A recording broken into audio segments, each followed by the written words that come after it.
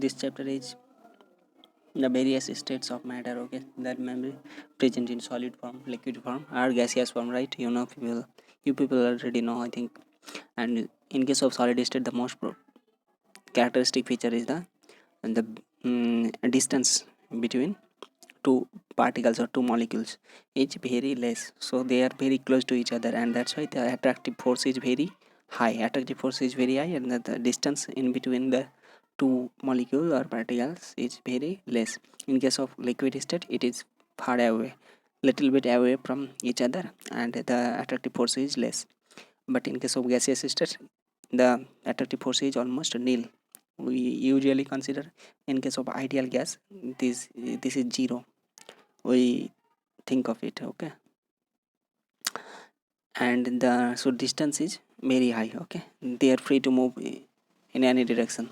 So here you can see this is the conversion of ice to water. So see one thing here, effect of change of temperature. So actually what is happening, temperature is the measure or degree of heat.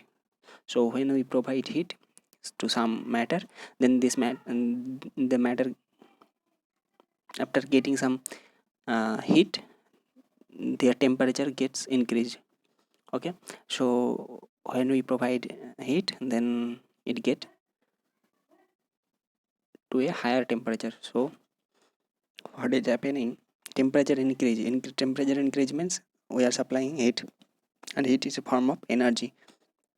So by taking some amount of energy, the molecules, whatever molecules they are inside the solid state or gaseous state or liquid state, they now have much more energy than earlier, than before, okay. So after getting some temperature, the molecules move much more. So that's why what is happening in solid state, in case of solid state, when we provide temperature up to a temperature, when we increase the temperature, then up to a limit the state is same, or means they are still present in solid form. But after some time, after a specific temperature, they get converted to liquid state, means the molecules are now little bit away from each other, and the attractive force is less. So this is the phenomena of molten case, means solid state is converting to liquid state, that is said to be molten, okay. And the temperature of this is the melting temperature, we say, right? Like for ice, it is 0 degree Celsius, means 0 degree Celsius ice gets converted to water. That means whatever the molecules presence inside the ice, that means H2O molecule or water molecule itself, the distance in between the H2O molecules are now higher than ice, and the attractive force is now lesser than the solid state. Likewise, when we temperature increase further up to a 100 degree Celsius, okay. So 100 evaporating pressure, it is evaporating pressure. So evaporative, sorry, pressure, it's not pressure, it is temperature. So in that case, in 100 degree Celsius, liquid gets converted to gaseous state or vapor. So that is the 100 degree Celsius for water, okay. So this is the conversion. So conversion of ice to water and conversion of water to vapor. How it is happening? Just increasing temperature means providing heat energy, and thus that heat energy make the molecules go away from each other, and attractive force gets down. That's the phenomena inside the molecules inside the solid, liquid or gaseous state. So melting point, solid state to liquid state converting temperature, that is melting point 0 degree Celsius, and that can be say, that can we say 273 Kelvin, okay, in the Kelvin scale, okay. So solid melts. And another thing we need to remember, during the conversion the temperature does not change. After full conversion, temperature again may increase, but during the conversion only conversion happens, means change of matter, change of states of matter only happens, okay. So see So in case of 100 degrees Celsius, that is 100 plus 273 Kelvin, so 373 Kelvin. Okay, so here you can see solid state, from solid state to liquid state and liquid state to gaseous state by providing heat. And the reverse process is cooling down. Okay, from gaseous state to liquid state we can cool down. By cooling down we can get that from gaseous state to liquid state, and further from liquid state to solid state by cooling itself. Okay, so in decreasing temperature means gaseous to solid, liquid, then liquid to solid. Okay, so this is the phenomena. So another thing,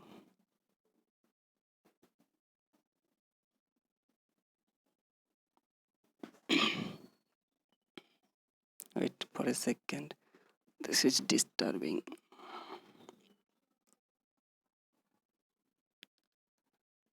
Okay, this one. Okay,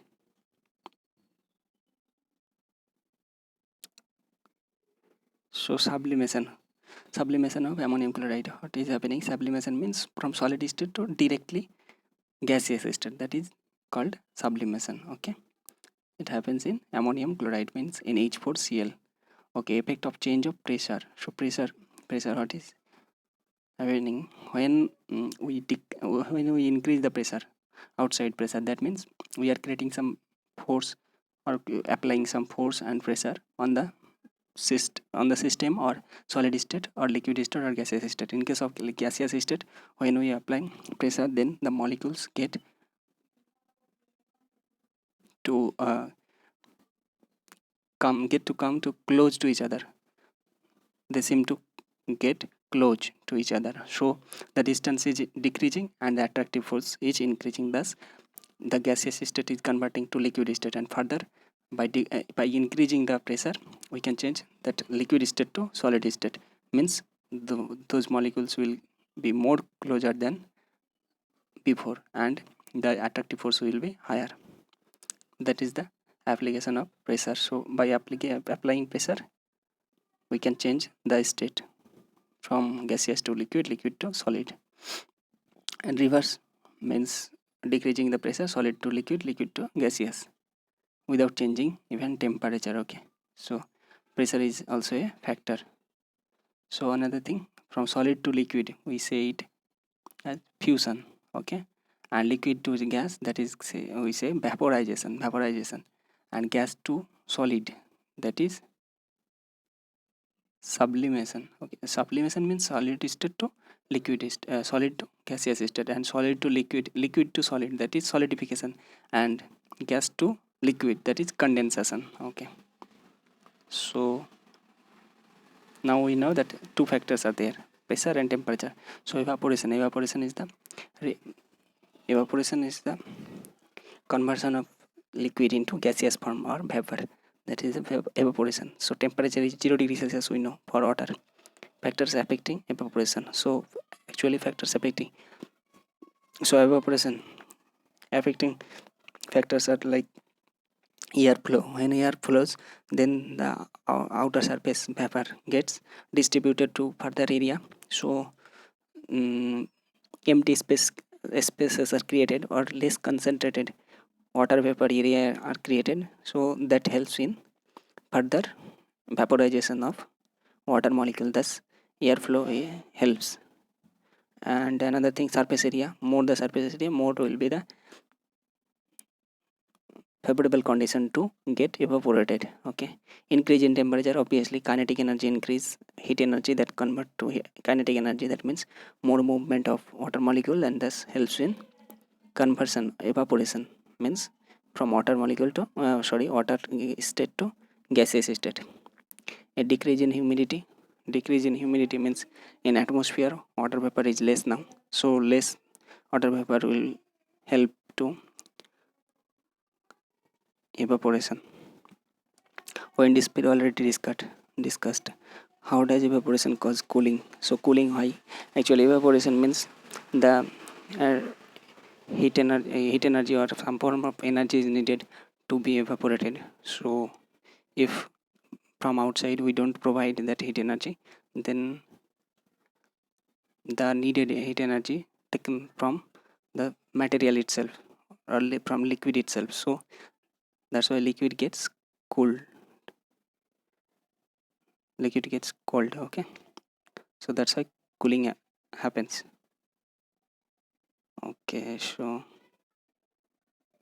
okay, fine, these are the major things we need to remember here. 2-3 questions.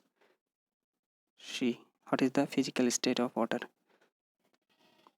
So 25 degrees Celsius physical state of water, it is obviously water. 0 degrees Celsius it is ice, and 100 degrees Celsius it is vapor state. Okay, thank you.